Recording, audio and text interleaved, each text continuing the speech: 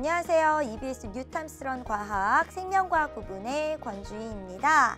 오늘은 64강이고요. 여러분들 탄소순환과 기후변화라는 중단원의 첫 번째 시간인데 제목을 딱 오늘 요 강만 요 탄소순환과 기후변화 단원 중에 생명과학 부분이거든요. 그래서 딱 내용에 초점을 잡아서 생태계와 광합성이라는 제목으로 오늘 함께 해보겠습니다. 결국에는 탄소순환과 기후변화라는 내용을 여러분들이 공부하셔야 되는데 그 안에서 요 광합성이라는 것을 조금 자세하게 이렇게 좀 들여다볼 필요가 있어서요. 오늘 광합성 위주로 좀 공부를 해보는데 자, 여러분들 이제 교재에서 좀 이렇게 군데군데 좀 봐야 되거든요. 그래서 오늘 공부할 내용 어느 부분인지 먼저 체크하고 그리고 시작해 보겠습니다. 자, 대단원 6단원이고요. 여기에 중단원 두 번째 접어들었는데요. 우선 광합성 부분만 해결을 좀 해드려 볼게요.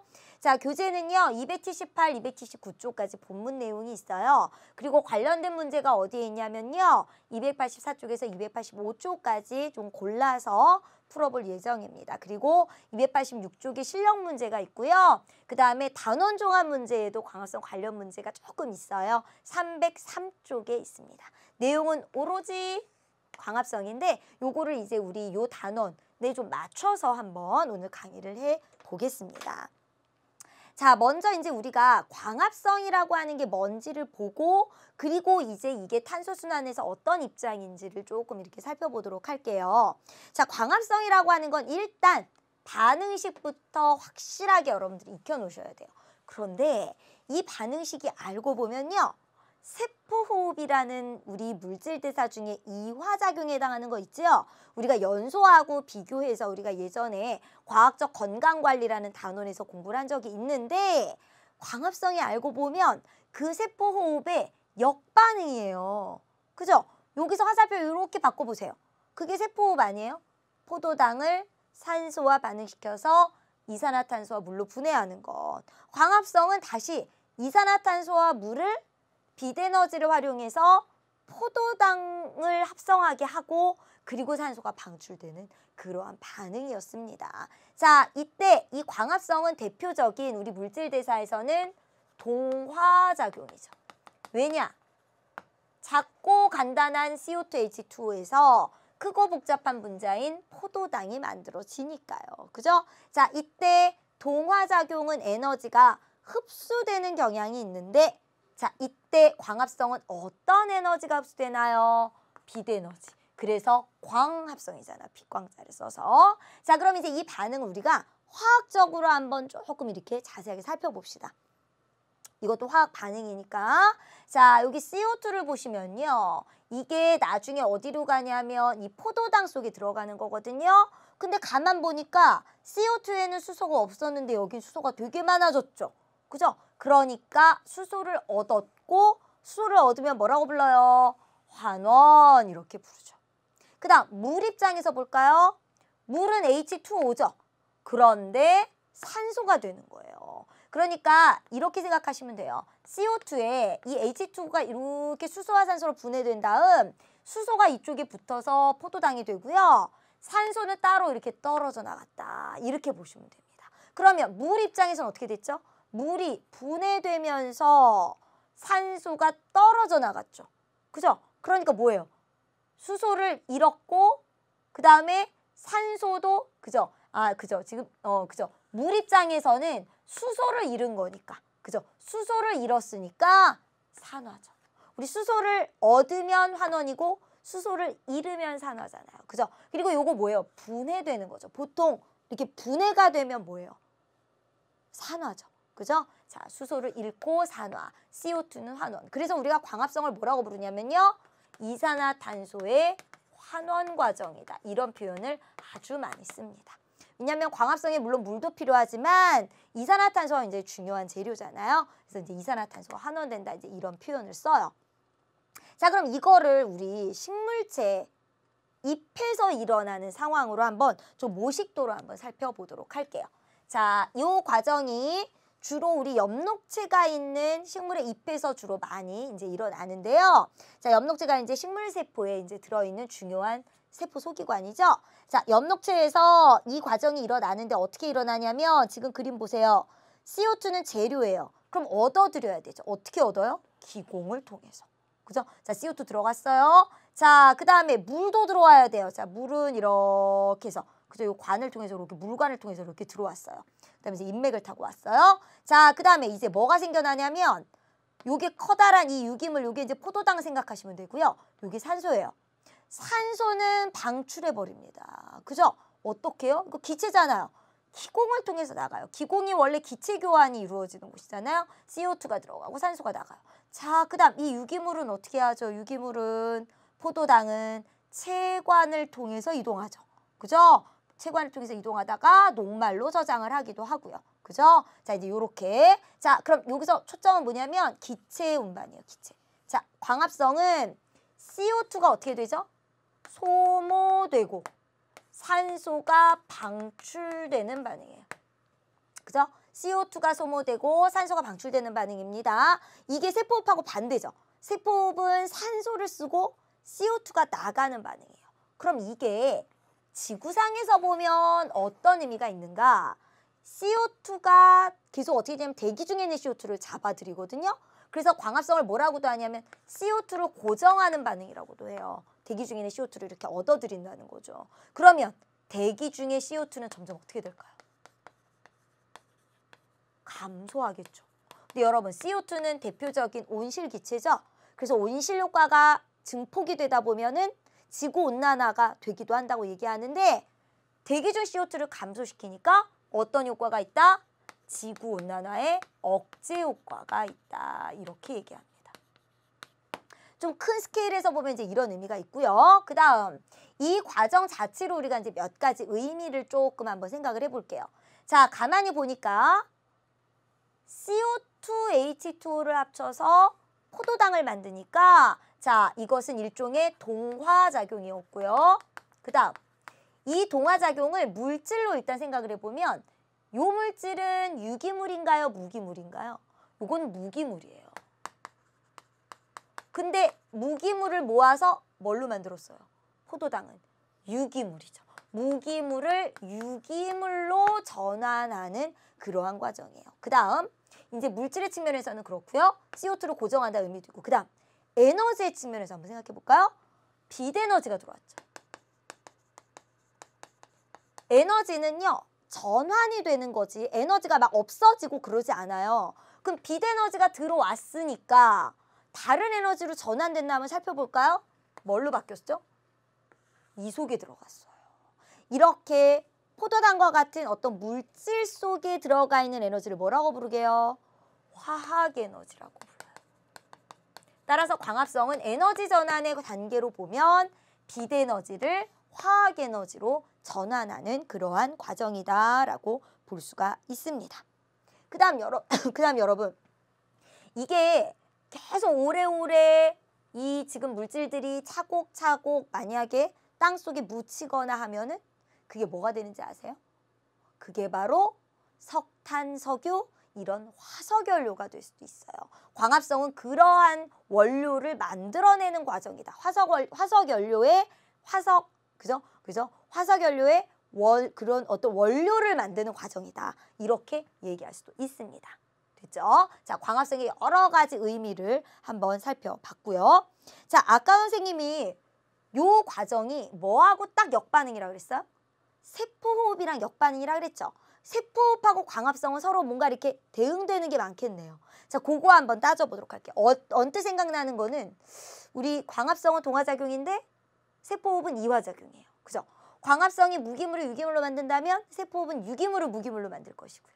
그죠? 그 다음에 광합성은 CO2 소모, 산소 방출인데 세포호흡은 반대로 산소 소모, CO2 방출일 거예요. 자, 그럼 그거를 한번 정리된 내용을 보겠습니다. 여러분들 278쪽에 보시면 왼쪽 단에 이런 표가 있습니다. 살펴볼게요. CO2는 광합성에서는 흡수가 되고 호흡에선 방출이 되고요. 산소가 반대로 광합성에선 방출되고 호흡에선 소모되죠. 요거 여러분들 가끔 헷갈려 하시는 경우가 있습니다. 요거 헷갈리지 마세요. 자, 그 다음에 아까 광합성을 화학적으로 보면 CO2가 어떻게 된다 그랬죠? 환원된다 그랬죠. 호흡은요. 포도당으로 시작을 해요. 그럼 포도당이 어떻게 돼요? 쪼개져서 CO2H2O로 되니까 또 산소와 결합을 하죠. 그러니까 포도당이 산화되는 과정. 이게 이제 뭐 환원 산화가 다 있지만 산화 환원이 대표적인 부분만을 얘기를 하면 광합성은 CO2가 환원되는 것이고 호흡은 포도당이 산화되는 과정이다. 이게 이제 대표적인 그러한 이제 표현입니다.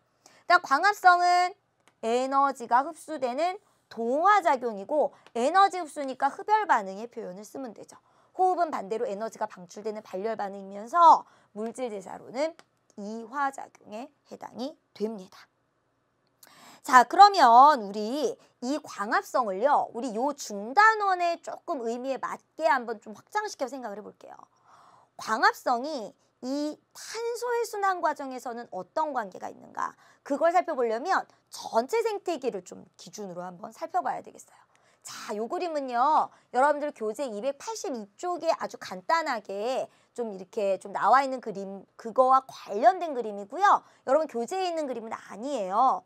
자, 요거는 최대한 생태계, 생명 쪽에, 생물체와 좀 관련 있는 쪽에 좀 맞춰져서 우리가 광합성을 포인트로 좀 그림을 나타냈어요. 자, 지금 생태계에서 탄소 순환이 이루어지는데요. 자, 이 그림은 이제 평가 문제 교재에 있습니다. 탄소 순환이 있는데 여기서 이제 광합성을 찾아보세요. 광합성이 탄소의 순환과 어떤 관련이 있느냐? 일단 여러분 광합성이 CO2로 고정하는 거니까 탄소 순환과 관련은 있잖아요. 그죠? 자, 여기 광합성이 있네요, 여기. 자, 그럼 이 광합성이 전체 탄소 순환에서 어떤 자리를 차지하고 있나 한번 살펴볼게요. 탄소가 순환이 된다는 것은 탄소 자체가 그 형태로 바뀌지 않고 왔다 갔다 한다는 게 아니고요. 형태는 바뀌는데 그게 대기 중에 있을 때, 땅 속에 있을 때, 물 속에 있을 때, 이럴 때 좀 생물체 내에 있을 때 계속 형태는 바뀌어요. 그런데 형태가 바뀌지만 계속 순환을 하고 있다는 그러한 우리가 현상을 찾아볼 수가 있는데 여기서 한번 시작을 해볼게요. 대기 중 CO2, 대기 중 CO2, 대기 중에 즉 탄소는 대기 중에서는 기권이라고 불러요. 이 생물권, 그러니까 이 이제 각 개 사이에서는 여기 이제 기권, 여기는 수권, 물속은 그 다음에 생물체 내는 생물권, 그 다음에 여기는 지권이라 그래요. 지권, 땅은. 자, 기권에서는 어떤 형태로 있죠? 기체, CO2 형태로 있죠. 그런데 이 CO2가요. 우리가 오늘 공부하고 있는 광합성에 의하여 생물권으로 들어와요. 그죠? 생물권으로 CO2가 들어오게 하는 게 바로 무슨 작용이다? 광합성이다. 자, 그런데 생물권에 들어올 때 CO2가 뭘로 바뀌죠? 형태가 유기물. 그죠? 유기물의 형태로 바뀌어요. 뭐 포도당이나 이런 탄수화물, 녹말 이런 형태로 바뀐단 말이에요. 그죠? 자, 요런 형태도 잘 알아두세요. 그러니까 광합성은 기권에 있는 CO2를 기체를 생물권 속의 유기물로 전환하는 과정이다. 이렇게 생각하면 되겠네요. 자, 그러면 이 유기물은 이제 어떻게 이동을 하죠? 여기서 끝나면 순환이 안 돼요. 어떻게 돼요? 먹이 연쇄로. 이거 1차 소비자고 2차 소비자예요. 먹이 사슬을 따라서 어떤 형태로 이동합니까? 생물권 내에서 탄소가 이동하는 형태는 어떤 형태로? 유기물의 형태로. 유기물을 먹고 이렇게 되는 거잖아요. 그죠? 그러니까 생물권 내에서는 탄소는 유기물 형태로 이동한다라는 거 여러분 여기서 좀 잘 알아두셨으면 좋겠습니다. 자, 그러다가 이런 것들이 죽으면 사체나 배설물이 분해자에 의하여 분해가 되기도 하고요. 그 다음 요게 꼭꼭꼭꼭 땅속에 쌓이면 뭐가 돼요? 바로 이런 화석연료가 되기도 하죠. 아까 말씀드렸죠. 광합성 산물이 화석연료의 어떤 원료가 될 수 있다. 바로 이 과정을 말씀을 드리는 겁니다. 또는 분해자가 분해를 하는데 자, 이때 이걸 분해자가 분해하는 활동 자체도요. 알고 보면 이 분해자, 세균이나 곰팡이나 버섯류나 뭐 이런 그러한 생물들이 호흡하는 거예요. 그 다음 아까 여기서 설명을 안 드렸지만 생산자, 1차 소비자, 2차 소비자가 다 호흡을 해요. 호흡을 할 때 뭘 쓰죠? 유기물을 쓴단 말이에요. 이것도 지금 유기물이죠. 그걸 이용해서 호흡을 하고 여기는 그죠? 이 유기물을 이용해서 호흡을 하고 아, 호흡이라고 하는 거는 뭐구나. 생물권의 유기물로 들어있는 이 탄소를 어떤 형태로? 대기 중 기권의 기체 CO2 형태로 바꿔주는 거구나. 그게 뭐예요? 호흡이네요. 그죠? 우리가 아까 광합성과 세포호흡이 역반응 관계라고 했는데 화학 반응으로 가만히 보면 이 탄소의 순환 과정에서의 이동 과정도 서로 반대네요. 그죠? 대기 중 CO2가 유기물로 들어오는 게 광합성. 생물체 내로. 생물체 내 유기물이 다시 대기 중 CO2로 나가는 게 호흡. 그죠? 자, 그 다음에 이제 CO2는 이제 수중으로도 이렇게 그저 왔다 갔다 하고요. 그 다음에 자, 또 하나. 이 화석연료가요. 이렇게 매장이 되는 이러한 과정도 있지만 이거를 우리는 계속 이 안에 박아놓고 있지 않아요. 자꾸 꺼내서 태워서 에너지로 활용을 하죠. 그걸 뭐라고 부르죠? 태우는 거니까 화석연료의 연소. 여러분, 화석연료가 연소가 되면은 뭐가 나가요? CO2가 나가는 거죠. 여기 CO2. 그죠? 그러니까 화석연료의 연소도 호흡처럼 뭐예요? 유기물 속에 들어있는 그죠? 그 탄소를 대기 중에 기권에 있는 CO2로 바꿔주는 활동에 해당하네요. 단 호흡은 생물권에서 기권으로 나가는 거고요. 그죠? 요 석유석탄, 화석연료가 나가는 거는 지권에서 나가는 거죠. 연소는. 그죠? 그리고 이제 요거는 화산 폭발. 이런 것도 대기 중 CO2를 증가시켜요. 그러면 여러분, 대기 중 CO2 입장에서 보면 여기 나와 있는 이러한 건수를 가지고 한번 생각을 해볼까요? 대기 중 CO2를 감소시키는 과정은 뭐가 있죠? 대기 중 CO2 감소되면 이렇게 뭔가 다른 걸로 바뀌어야 돼요. 이렇게 녹아 들어오는 거 용해죠. 용해. 수중에 CO2가 녹는 거. 그 다음에 광합성이네요. 용해. 그죠? 이게 대기 중 CO2를 감소시키는 거고요. 대기 중 CO2를 증가시키는 건 뭐가 있을까요? 이렇게 나가면 다 증가시키는 요인이겠죠. 뭐죠? 호흡. 또 화석연료의 연소. 그 다음에 이건 뭐죠? 이런 건 증발로 나가는 거죠. 그죠? 증발. 그 다음에 화산 폭발, 화산 활동. 그죠? 이런 것도 한번 생각해 보시기 바라겠습니다. 여기에 이제 광합성과 호흡이 여기 생물권과 관련돼서 대기 중 CO2 농도를 바꿀 수 있는 그러한 영향이 이제 되는 그런 반응에 속합니다. 자, 그러면 이제 우리가 생태계와 여러 환경 속에서 탄소 순환과 이 광합성이 어떤 관련이 있는지를 지금 다뤄보았고요. 이제 우리 광합성의 세계를 조금 더 자세하게 들어가 볼게요. 여러분, 이 광합성은 뭔가 이렇게 다른 여러 가지 환경 요인에 의하여 영향을 받지 않을까요? 특히 이 식물의 광합성에 아주 큰 영향을 주는 이 환경 요인은 뭘까요? 빛이죠, 빛. 광합성이니까. 그런데 이 식물의 광합성에는요. 우리 빛이 여러 가지 측면으로 영향을 줘요. 어떻게 영향을 주냐면 빛의 파장도 영향을 줄 수 있고요. 빛의 세기도 영향을 줄 수가 있어요. 이 중에서 빛의 파장에 관한 내용을 한번 먼저 살펴보겠습니다. 자, 빛의 파장이 우리 식물의 광합성에 어떤 영향을 주는가? 이거에 대해서는 이미 실험을 통해서 어느 정도 그 영향의 정도가 파악이 됐어요. 자, 그 실험이 여러분들 교재에 나와 있거든요. 요거 함께 보도록 할게요. 요 엥겔만의 실험이라는 거는요. 목표가 뭐였냐면 빛의 파장이 광합성 양 또는 광합성 속도에 어떻게 영향을 주는가. 이 관계를 밝힌 실험이에요. 자, 빛의 파장이라고 하는 것에 대해서 여러분은 어떻게 생각하셔야 되냐면 일단 식물이 광합성에 쓰는 빛은 어떤 빛일까요? 빛에는 종류가 있죠. 가시광선, 자외선, 적외선 여러 가지 선이 있는데 광합성에 이용하는 빛은 뭐라고 생각하세요? 가시광선이에요. 그러니까 이 빛의 파장 범위를 가시광선 영역으로 일단 한정을 하고요. 자, 그러면 빛의 파장이 광합성 속도에 영향을 어떻게 주는가를 알아보려면 빛을 어떻게 줘야 되겠습니까? 파장별로 따로따로 줘봐야 되겠죠. 그죠? 빛을 파장별로 따로따로 주려면 어떤 작업을 해줘야 되냐면 분광을 시켜야 돼요. 분광. 이렇게 파장별로. 그게 지금 여기 있어요. 프리즘으로 빛을 분광시키는 거예요. 그냥 이렇게 빛이 올 땐 다 오죠. 다 와요. 빨주노초 파란불 빛이 다 와요. 여러 파장의 빛이 다 섞여서 온다고요. 그런데 그거를 프리즘을 이용해서 분광을 시키면 파장별로 이렇게 빛이 나뉘게 돼요. 그런 다음에 지금 여기는 이제 녹색 식물이 아니고 녹색 식물과 광합성 하는 그 색소가 동일한 핵함이라는 녹조류를 썼어요. 이거는 뭐 어쨌든 광합성의 기작은 일반적인 육상식물과 동일하기 때문에 이제 이 재료는 뭐 상관이 없고요.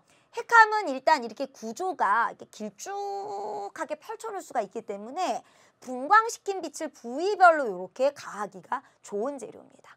핵함은 어쨌든 광합성을 할 수 있는 생물체예요. 핵감은 엽록체가 있습니다. 자, 그러면 이제 핵감에게 광합성을 시켜요. 그런데 어떻게 시켜요? 파장별로 빛을 주고 광합성을 시키는 거예요. 파장별로. 즉 여기는 보라색 파장이 닿는 부위, 여기는 빨간색 파장이 공급되는 부위예요. 자, 그래 놓고 지금 뭘 알아보고자 하냐면 어떤 파장에서 광합성을 잘하나를 확인하고 싶은 거예요. 파장이 이제 가시광선 영역이 이 정도 영역이 되고요. 파장이 짧은 쪽이 보라색입니다. 보남파초 노주빨이에요.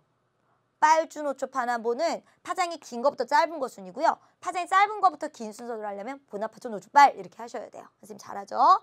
자, 그러면 어느 파장에서 광합성이 잘 일어나는지를 어떻게 확인하죠? 핵감을 이렇게 찌려보고 있으면 알 수 있나요? 여기서 광합성을 잘했군. 할 수 없어요. 그걸 확인하기 위해 이 엥겔만이 굉장히 좋은 방법을 썼습니다. 그게 바로 뭐냐면요. 광합성을 하면 생성물로 뭐가 나오죠? 포도당도 나오지만 산소도 나오죠. 그죠? 그런데 포도당은 확인하기가 굉장히 힘들고 핵감은 일단 물속에서 살기 때문에 산소가 나온다면 그죠? 요게 이제 그죠? 이렇게 기체로 이렇게 방출이 될 거예요. 그런데 이 포도당을 확인하기는 힘들지만 산소의 양은 파악하기가 좋아요. 자, 그걸 확인만 할 수 있다면 생각해 보세요. 산소가 많이 나왔다. 어느 부분에서 산소가 많이 나왔다. 그러면 그 부분에서 광합성을 잘한 거예요, 못한 거예요? 잘한 거죠. 산소는 광합성의 생성물이니까. 자, 그러면 어떻게 확인하면 되느냐? 산소의 양을 확인할 수 있는 방법으로 산소가 많은 곳에서 증식을 많이 하는 세균을 써봐요. 그게 누구냐면 호기성 세균이에요. 호기성 세균은 지금 파장에 따라 광합성을 하는 생물이 아니고요. 산소 발생량과 상관이 있는 거예요. 산소가 많은 곳에 많이 있을 수밖에 없는 생물이에요. 산소를 활용해서 증식을 하기 때문에. 자, 그러면 보세요. 호기성 세균을 핵감이 어느 정도 광합성을 한 다음에 뿌려요, 그냥. 그러면 호기성 세균이 산소가 많은 곳에 집중적으로 분포를 하겠죠. 그럼 그곳은 어떤 곳? 산소가 많은 곳. 그곳은 광합성이 잘 일어난 곳. 이렇게 확인한 거예요. 그랬더니 어떻게 됐어요? 청색광, 적색광 부분에 집중적으로 호기성 세균이 몰렸고 녹색광 부분에서는 호기성 세균이 거의 발견되지 않았어요. 그러면 결론이 뭐죠? 아하, 핵감의 광합성은 청색광, 적색광 영역에서 활발하게 일어나는구나. 즉, 빛의 파장에 따라 광합성 속도는 다른데 어떻게 다르냐면 청색, 적색광에 해당하는 이런 파장에서 광합성이 잘 일어나고 녹색광 부분에서는 광합성을 잘 못한다. 이 사실을 알아낼 수가 있습니다. 이게 육상식물과 동일해요. 이 어떤 파장에 따른 광합성 양이. 아, 그럼 여러분들 왜 우리 광합성을 하는 생물들이 녹색을 띠고 있는지 알겠죠? 왜 녹색을 띠고 있어요? 녹색이 광합성이 별 필요가 없는 거예요. 그래서 어떻게 해요? 버려요. 이게 버리니까 우리 눈에는 그 색이 보이는 거죠. 반사를 하니까. 흡수된 빛은 우리 눈에 안 띄고요. 그죠? 그죠? 생물체가 반사한 빛이 주로 눈에 띄겠죠. 그래서 녹색을 거의 안 쓰기 때문에 녹색으로 보였던 것입니다. 이해가시죠? 자, 이제 이 내용을 조금 더 체계적으로 수치화해서 나타내는 방법이 있어요. 자, 이게 왜 녹색에서는 광합성이 잘 안 되고 이렇게 색깔별로, 그죠? 빛의 파장별로 왜 다르게 나타날까요? 이것의 이유를 다시 한번 생각해 볼까요? 이건 이제 결과고요. 왜 그랬을까요? 빛의 파장과 관련이 있는 것은 광합성하는 그 엽록체 안에 있는 것 중에 뭐가 중요하냐면 광합성 색소가 결정하는 겁니다. 이 광합성 색소의 대표적인 색소가 바로 엽록소예요. 물론 엽록소만 있는 건 아니지만 우리 광합성하면 엽록소 많이 떠오르죠? 녹색 색소. 이 엽록소라는 색소가 광합성을 할 때 주로 이 빛을 많이 흡수하고 이 빛을 많이 반사했기 때문에 이런 현상이 나타난다고요. 그럼 그걸 확인해 볼까요? 진짜 그런가? 자, 확인법 여기 나와 있습니다. 자, 어떻게 하면 되냐면 여기 엽록소 추출액이 있어요. 엽록소가 지금 주범이에요. 그 현상을 나타낸. 자, 여기다가 또 분광시켜서 가시광선 영역을 분광시켜서 파장을 줘요. 그 다음에 어떻게 하냐면 투과된 빛과 흡수한 빛의 비율을 조사해봐요. 특히 흡수한 빛의 비율을 파장별로 한번 조사를 해보는 거죠. 그래서 그래프를 만든 게 이거예요. 엽록소가 엽록소 A도 있고 엽록소 B도 있거든요.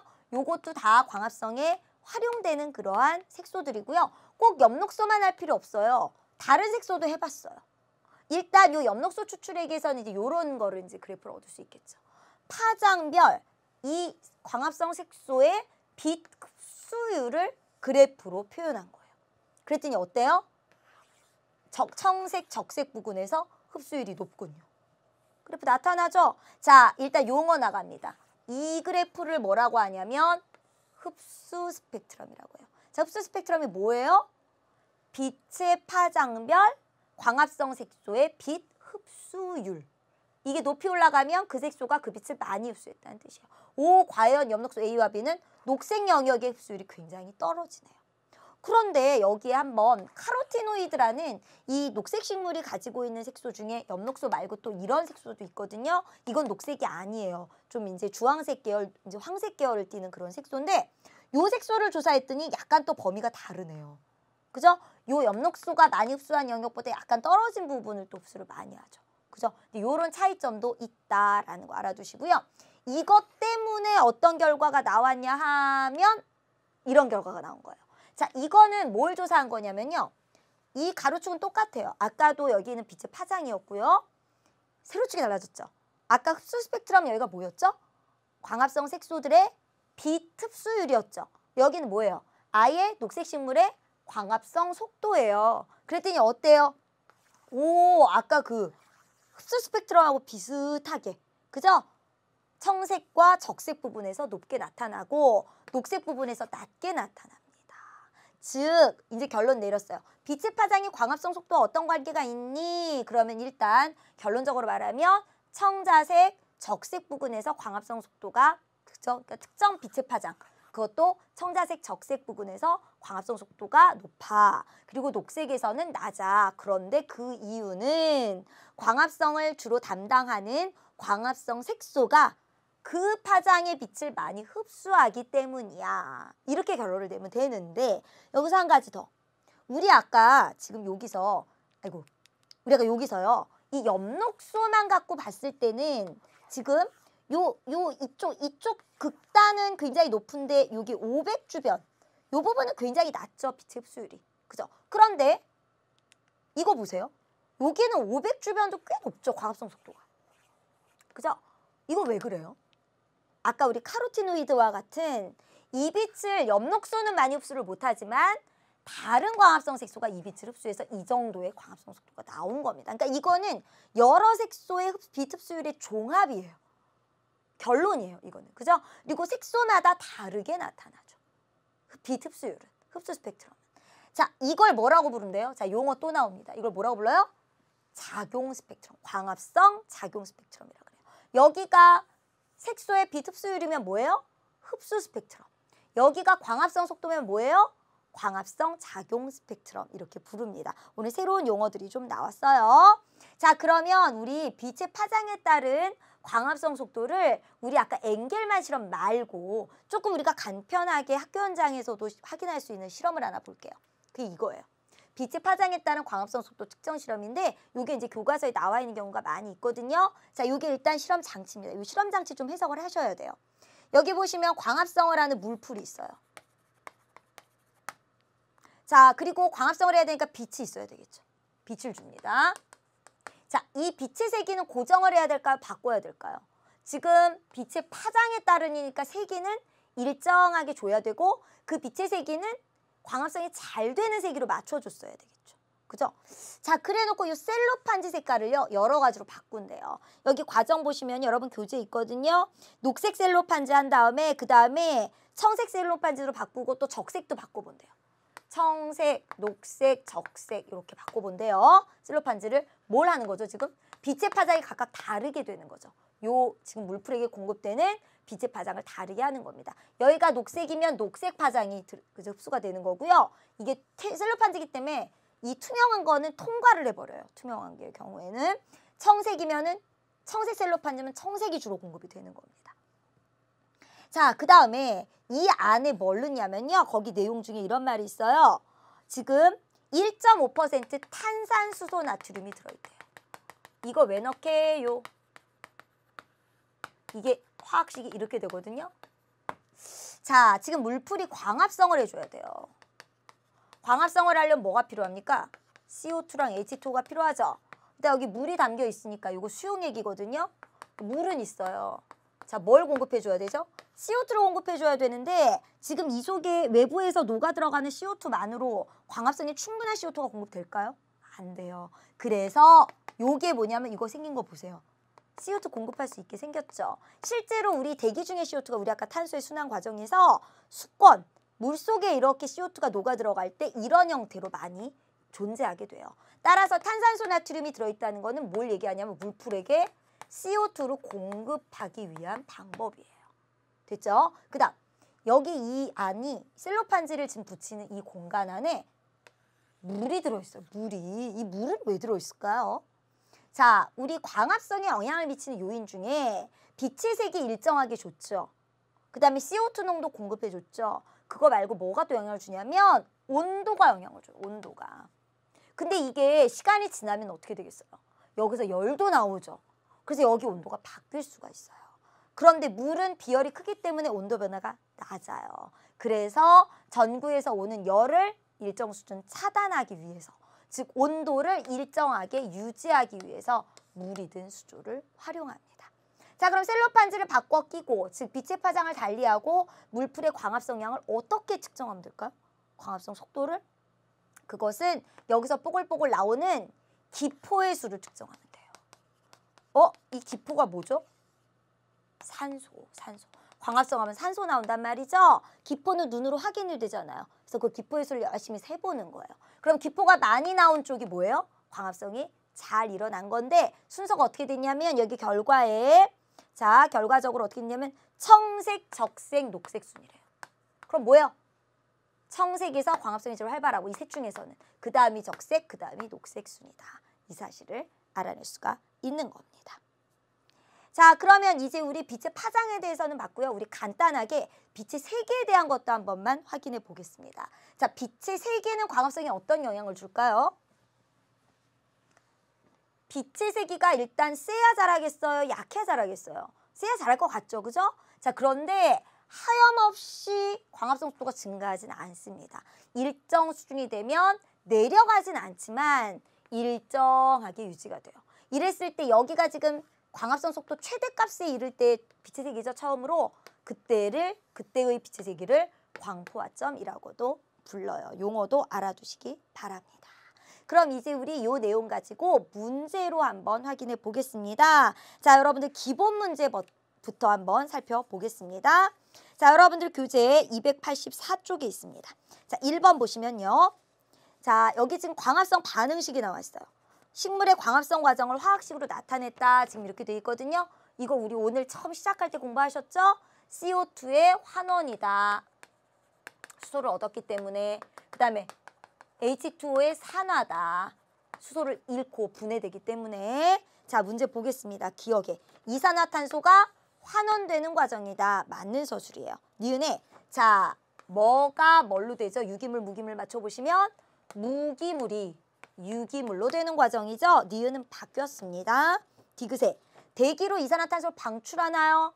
아니라 그랬어요. CO2를 오히려 생물권으로 고정시키는 과정이에요. 이산화탄소를 소모한다, 뭐 또는 고정한다 이래야 돼요. 방출 아니에요. 정답은 1번 골라주세요. 2번 보겠습니다. 빛과 식물의 광합성에 대한 설명으로 옳은 것 골라보래요. 빛의 파장에 따라 광합속도 달라진다. 우리 오늘 여러모로 다각적으로 실험을 통해서도 봤어요. 옳은 거 요거 맞네요.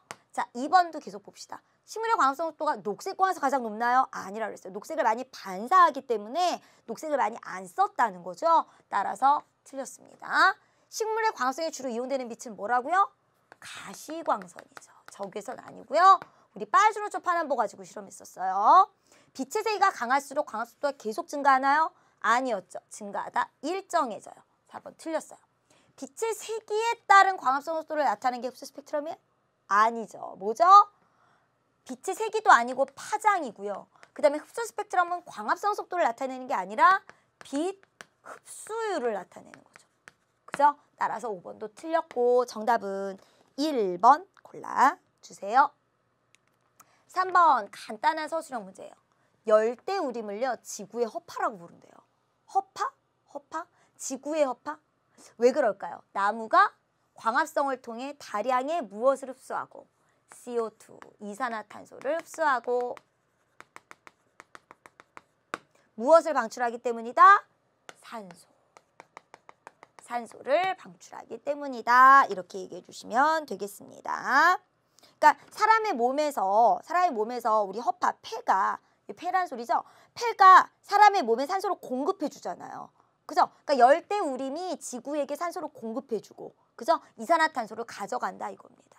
폐가 그러잖아요. 그죠? 몸에 있는 이산화탄소를 흡수해서 밖으로 버려주고. 그러니까 사람의 몸과 폐의 관계로 얘기하셔야 돼요. 이거를. 됐죠? 자, 이제 우리 4번 문제로 가겠습니다. 빛의 특성이 광합성에 미치는 영향에 대한 설명, 옳은 거 찾아봅시다. 빛의 파장이 길어질수록 광속도가 증가한다?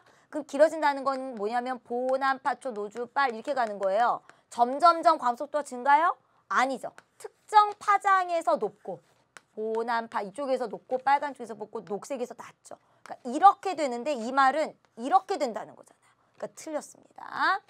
빛의 세기가 커질수록 광합성 속도가 증가하다? 일정해진다. 맞죠? 이 그래프 아까 우리 보셨어요. 그죠? 광합성 속도가 최대일 때의 빛의 파장이 광파점인가요? 이거 잘 읽어보세요. 파장 아니고 세기죠. 빛의 세기. 그죠? 그래서 정답은 2번 골라주세요. 5번 가겠습니다. 자, 여러분 오늘 공부한 용어 한번 적용해 볼까요? 이게 뭐죠? 이걸 뭐라고 부르죠? 빛의 파장별 색소들의 빛 흡수율. 이게 뭐예요? 흡수 스펙트럼. 이게 뭐죠? 파장별 광합성 속도 작용 스펙트럼이에요. 자, 문제 보겠습니다. 자, 그림 가는 염록소 A의 염록소 B만 그죠? 흡수 스펙트럼으로 나타냈고요. 나는 광합성 작용 스펙트럼이에요. 자, 5번 서술형입니다. 요 나에 나타난 여기에 나타난 빛의 파장에 따른 광합성 속도를 가를 토대로 서술하시오. 그러니까 그냥 이것만 분석을 하려면 그냥 빛의 파장 요 범위와 요 범위에서 광합성이 활발하고 요 범위는 낮다니 이렇게 얘기하면 되는데 이 문제는 뭐냐면 이걸 토대로 서술하래요. 그럼 어떻게 설명하시면 됩니까? 일단 요 부분에 대한 얘기를 요 색소의 빛 흡수율을 설명하셔야죠. 그러니까 뭐라고 하시면 돼요? 광합성 속도는 염록소 A와 B가 많이 흡수하는 어느 구간 400에서 500 나노미터의 빛과 그 다음 어디죠? 한 650 정도. 650 나노미터 부근의 빛. 그죠? 요 빛 파장에서 광합성이 활발하게 일어난다. 이러면 되고요. 뭐 저 낮은 부분까지 설명을 하자면 염록소 AB가 잘 흡수하지 못하는 550 나노미터 파장에서는 이번에는 잘 거의 흡수하지 못하는 550 나노미터 부근의 파장 범위에서는 광합성이 그죠? 광합성이 광합성 속도가 낮다. 그죠? 그렇게 설명하시면 되겠습니다. 자, 이제 우리 6번 문제 볼게요. 대기 중 탄소의 양을 증가시키는 경우로 옳은 것. 대기 중 탄소는 어떤 형태로 있다고요? 기권에서는 CO2의 형태로 있어요. 그죠? 자, 대규모 산불 불났어요. 그러면 뭐 타니까 CO2 나오겠죠. 일종의 연소잖아요. 그죠? 나무의 연소예요. 따라서 대기 중 CO2 증가시키는 요인 됩니다.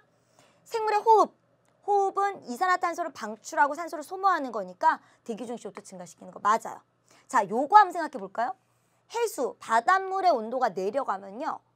이 대기 중의 CO2가 더 잘 녹습니다. 기체의 용해도는 온도가 낮을수록 더 높아져요. 따라서 이거는 대기 중 CO2의 양이 증가되는 요인이 아니에요. 따라서 정답은 3번 골라주세요. 자, 이제 우리 그 다음 페이지에 있는 우리 9번, 10번 문제를 좀 살펴보도록 할게요. 선생님이 아까 봤던 그림은 이제 요 그림은 아닌데 좀 비슷한 그림이 나왔네요. 자, 여기서 이제 좀 우리가 공부했던 그 광합성 호흡과 관련된 부분 위주로 한번 보시면 자, 요거 생물권과 관련된 거. 생물권에서 기권으로 탄소를 보내는 이 형태가 바로 뭐죠? 이게 이 반응이 광합성이죠. 아니, 호흡이죠. 반대로 기권에 CO2 존재하던 것을 생물권으로 들여오는 게 이게 B가 뭐예요? 이게 광합성이죠. 자, 그 다음에 이제 생물권 내에서는 먹이 사슬을 통해서 유기물 형태로 이동을 하다가 자, 유기 형태 이산화탄소가 직권으로 들어가서 석탄석유가 되네요. 자, 석탄석유를 어떻게 하면 다시 기권으로 가죠? 연소하면. 이게 이제 연소가 되겠죠. 화석연료의 연소. 그죠? 자, 이제 이렇게 보시면 이제 문제를 보겠습니다. A, B, C, D, E, F, G가 저기 여러 가지가 있는데요. 인간의 활동으로 인해 인간의 활동, 지구온난화에 가장 큰 영향을 미치는 현상?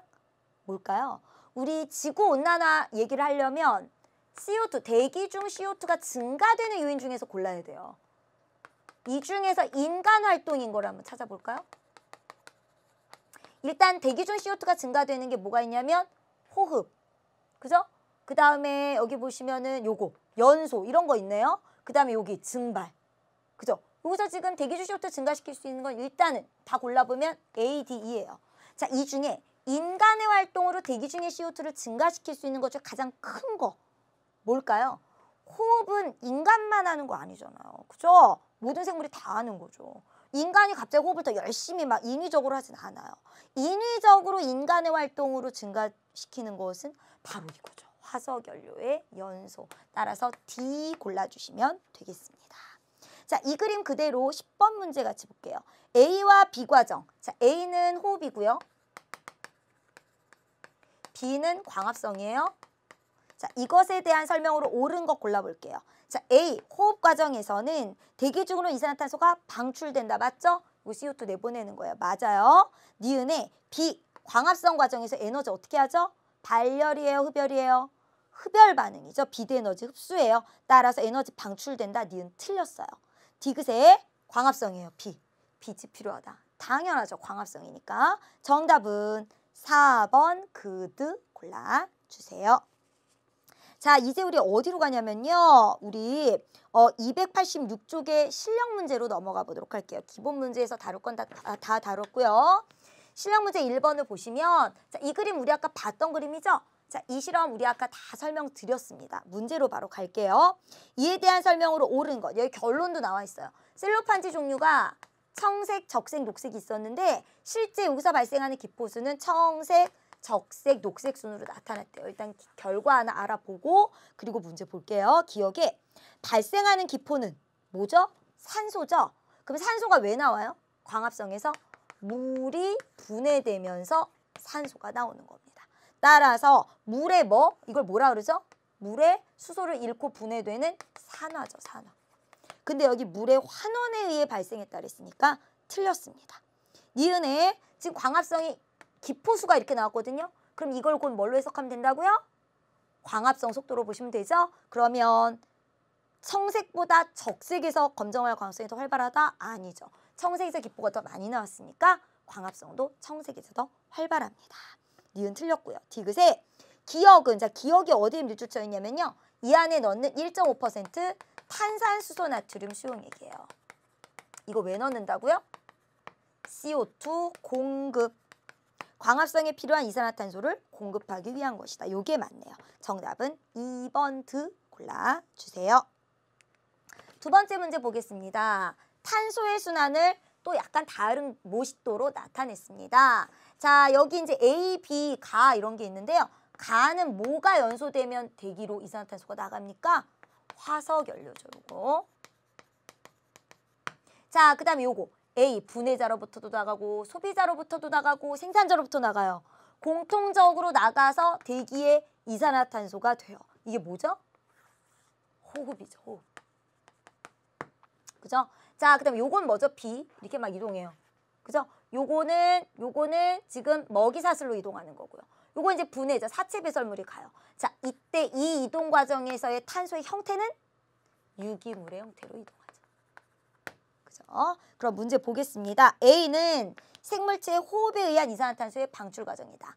맞는 서술이에요. 니은에 B에서 탄소는 어떤 형태로 간다고요? 유기물의 형태로 가는데 여기 뭐래요? 기체의 형태로 이동한대요. 틀렸어요. 디귿의 가는 뭐다? 화석연료인데 화석연료에 대한 설명 맞나요? 생물체의 사체가 매장되어 형성된. 맞죠? 그죠? 사체가 오랫동안 땅속에 그죠? 뭐 지열이나 압력에 의하여 형성된 게 화석연료 맞습니다. 정답은 3번 그드 골라주세요. 자, 이제 우리 단원 종합 문제에도요. 우리 요 관련 내용이 조금 있어요. 여러분들 303쪽에 8번, 9번을 보시면 돼요. 자, 8번은 지금 무슨 문제냐면요. 각각 광합성과 화석연료의 연소 과정이 화학 반응식 중 하나래요. 하나는 광합성이고 하나는 화석연료 연소예요. 어떤 게 광합성이에요? 우리 오늘 광합성 반응식 배웠죠? 요게 광합성이죠. 아, 그러면은 요거는 뭐구나? 화석연료의 연소구나. 그죠?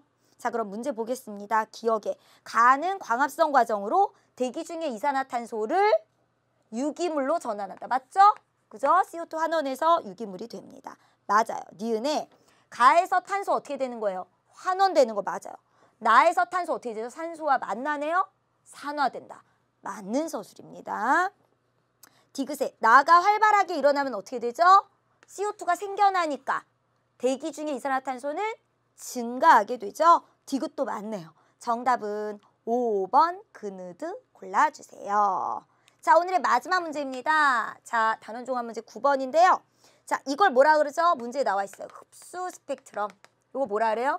작용 스펙트럼이라고 해요. 자, 옳은 것 골라봅시다. 기억에 엽록소 B는 녹색광이 어느 부분이에요? 여기죠? 우리 다 알아요. 녹색광보다 청자색 광을 더 많이 흡수한다. 그죠? 맞는 서술이에요. 니은에 엽록소 B 이외의 광합성 색소도 광합성에 필요한 빛을 흡수한다. 그걸 어떻게 알았죠? 엽록소는 요 파장을 거의 흡수를 못하는데 와우, 여기서 이렇게 광합성을 잘해요. 이게 바로 누구의 존재를 여기서 확인할 수 있어요? 다른 광합성 색소. 니은 맞아요. 디귿. 광합성을 통한 산소 발생 속도? 그럼 광합성 속도죠 뭐. 그죠? 그거는 빛의 파장이 550은 여기고요. 그 다음에 450은 여기예요. 어디가 더 높아요? 450일 때가 더 높습니다. 따라서 디귿은 틀렸네요. 정답은 3번 근우 골라주세요. 자, 여러분들 긴 이 뉴탐스러운 과학의 여정에서 생명과학 부분은 오늘 마무리가 됩니다. 이제 다음 강의부터는 또 우리 다른 이제 과학 선생님, 지구과학 선생님과 함께 하시고요. 자, 이제 선생님은 뉴탐스러운 과학의 이제 마무리니까 선생님이 해드리고 싶은 마지막 얘기를 해드릴게요. 여러분들 성적을 올리고 또 여러분들이 학교 생활을 충실히 하고 또 대학에도 잘 가고 싶다면 여러분들 과정을 충실히 공부를 하셨으면 좋겠어요. 공부를 열심히 하고 잘하는 방법은요. 과정을 철저하게 여러분들이 맞춰서 하셔야 되는데 그 방법 3가지 알려드릴게요. 공부의 과정에서 꼭 잊지 마셔야 될 거 꾸준히 하세요. 중간에 포기하지 마시고요. 그 다음 제발 끝까지. 선생님이 완강하는 거 되게 중요하다고 했죠? 끝까지. 그 다음에 빨리 책을 보려고 노력하지 마세요. 천천히 꼼꼼하게. 과정이 되게 중요하다고 말씀드렸죠? 꾸준히. 끝까지 천천히 공부하시는 여러분들이 되셨으면 좋겠습니다. 저는 여기서 인사드리고요. 여러분들 영원히 꾸준히 끝까지 천천히 공부하시는 여러분들 되세요. 안녕히 계세요.